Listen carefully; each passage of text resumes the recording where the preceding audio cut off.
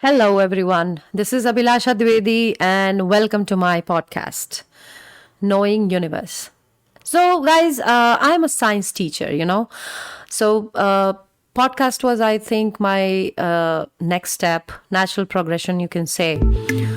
I was thinking, what should be the topic of my podcast? And I thought that the universe has universal appeal, isn't it? I have never came across a single child who is not interested in stars and the planets. As they grow up, they are actually more keen, and you will not believe that I have a group of children who, take lessons with me, and all of them, they want to be an astronaut. I am very sure that some of them will probably, just grow out of it. But right now, they are. So, and I have met a lot of adults. Yes, I'm talking about myself as well, that who are interested in universe. And I would say that it's very natural because, who we are, from where we have come. Are we a part of some kind of, computer simulation? Or, these are some of the questions which my students are curious about. Or the people as well. What do you think? Or are we in a black hole already? We don't know. We don't know anything for sure that what is the reality.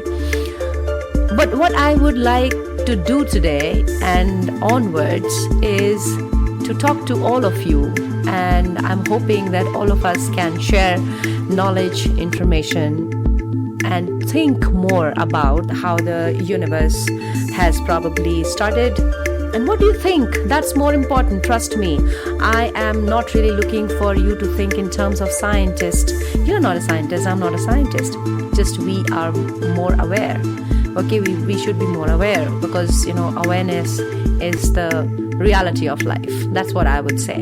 And I'm very sure that you'll agree with me. So all these story about, the universe started from the Big Bang Theory. That is the most credible theory so far we know. And the credit goes to Mr. Stephen Hawking. God bless his soul. So around 13.7 billion years ago, there was a Big Bang. You know what? You can create your own Big Bang at home. Very simple. How?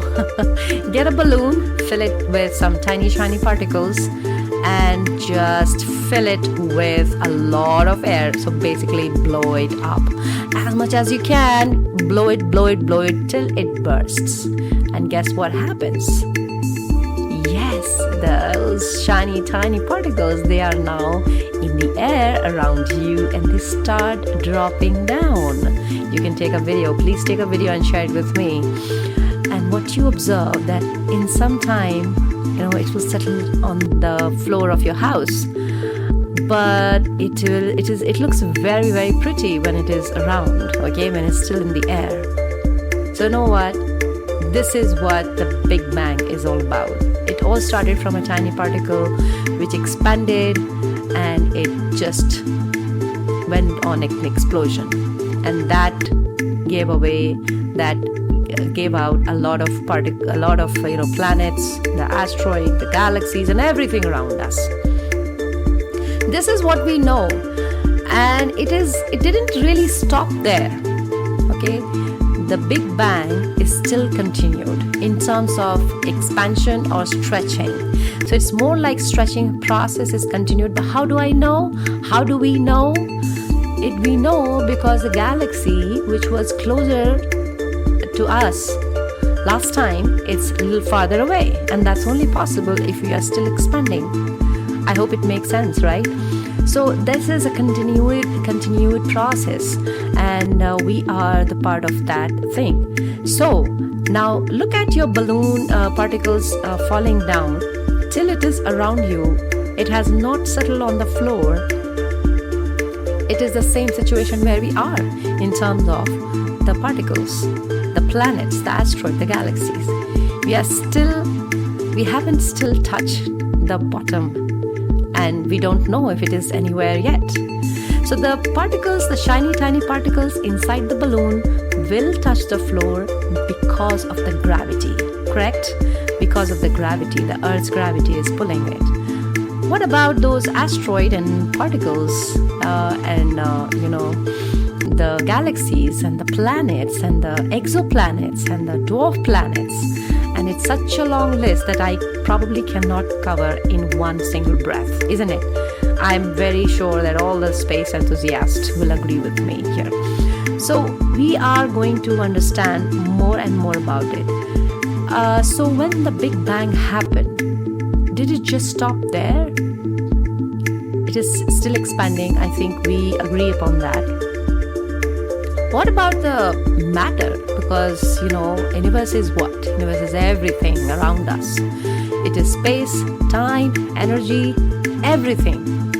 So, the atom is the basic unit of any matter. Did it form during that time? Somewhat, not immediately after the Big Bang, but it did form, okay? And it took a really long time to form one atom because it was, too crazy out there, I would say. It was very chaotic. It was a lot of energy out there. It was very hot, and the subatomic particles like neutron, proton, electron, they were just somewhere. They just didn't get together for quite a while. And then when they got together, they formed an atom. An atom is a neutral particle which makes each and every matter, including us. Right? We matter. So now what's there is that the matter, the atom, that was hydrogen. Hydrogen being the first atom ever in the periodic table and in the reality too. So the more and more hydrogen atoms, they combine together by a process called fusion. And I have to say it is a very, very powerful process. The fusion, the nuclear fusion to form helium. And why I'm saying that it's a very powerful process, it is because, fusion is the reason that we get energy from the sun. Can you imagine life without sun? No, there is no life without sun. We all will be gone if there is no sun. So the nuclear fusion, which is undoubtedly the strongest process out in the universe, gave rise to not just hydrogen and helium and lithium and beryllium. We actually see iron as well in the stars. And all these things I'm going to talk about more and more in the coming episodes of my podcast, Knowing Universe. Please get in touch with me, abhilashapodcast@gmail.com. Waiting for your feedback soon. Take care till then and be your own guru. But get in touch with me. Thank you.